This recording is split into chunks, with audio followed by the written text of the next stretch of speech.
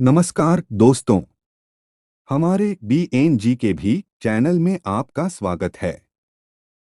दोस्तों, मनुष्य के अंदर दया, उपकार, स्नेह, प्रेम जैसे अच्छे गुणों के साथ ही कुछ दुर्गुण भी होते हैं। मनुष्य में स्वार्थ, पक्षपात, कपट जैसे दुर्गुण भी होते हैं। धार्मिक ग्रंथों में कहा गया है कि जो जैसा करता है वो वैसा ही फल भोगता है। कर्म से ही भाग्य का निर्माण होता है। आप दूसरों के साथ गलत व्यवहार करते हैं तो आपको दूसरे जन्म में उसका फल भोगना पड़ सकता है।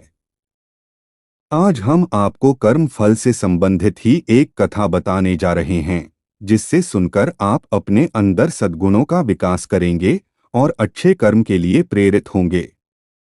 जो लोग करते हैं स्वार्थ और पक्षपात, एक बार ध्यान से सुनो ये पौराणिक कथा। एक समय की बात है। देवर्षि नारद विष्णु लोक जा रहे थे। रास्ते में उनको दो तालाब मिले। दोनों ही तालाब का जल मीठा और स्वच्छ था, लेकिन कोई भी उनके जल को ग्रहण नहीं करता था। कुछ दूर आगे चलने पर उनको आम के दो फलदार वृक्ष मिले।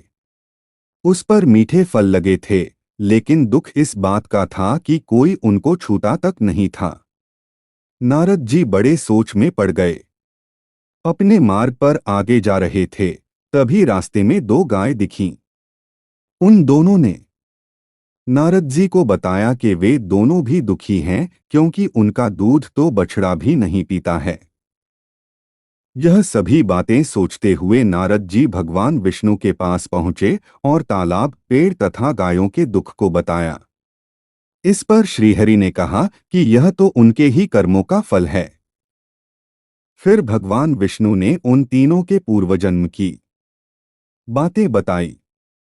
उन्होंने कहा कि वे दोनों तालाब अपने पूर्वजन्म में दो बहनें थीं। दोनों के पास धन की कमी नहीं थी, दोनों ही दान करती थीं, लेकिन पक्षपाती थीं। केवल अपने परिचितों को दान देती थीं। नारद जी ने उनके उद्धार का उपाय पूछा तो भगवान बोले, जब उनके जल से खेतों को सींचा जाएगा और लोगों का कल्याण होगा। फिर उन्होंने बताया कि आम के दोनों वृक्ष पूर्वजन्म में बहुत बड़े ज्ञानी तथा विद्वान थे। उनका दुर्गुण ये था कि वे स्वार्थी थे, अपना ज्ञान किसी को नहीं देते थे। उनके ज्ञान से मानव समाज को लाभ नहीं मिला। विष्णु जी ने कहा कि उन दोनों वृक्ष का उद्धार तभी होगा जब उनके फलों के बीज से बाग लगाए जाएंगे। उसके फल दूसरों को खाने को मिलेंगे तो ही उनका उद्धार होंगे।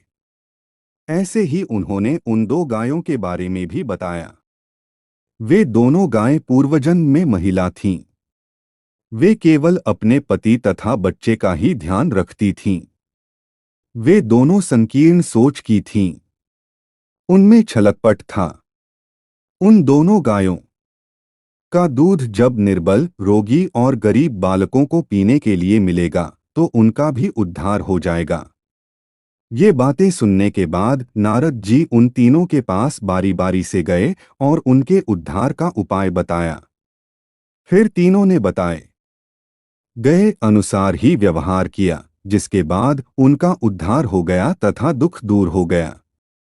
दोस्तों, अगर ये कर्म फल की कथा सुनकर अच्छा लगा हो तो लाइक, कमेंट जरूर करें और साथ ही सब्सक्राइब भी कर लो और बेल आइकन को ऑन कर लो, ताकि हम जो भी वीडियो डालें उसका नोटिफिकेशन आप तक पहुंचे।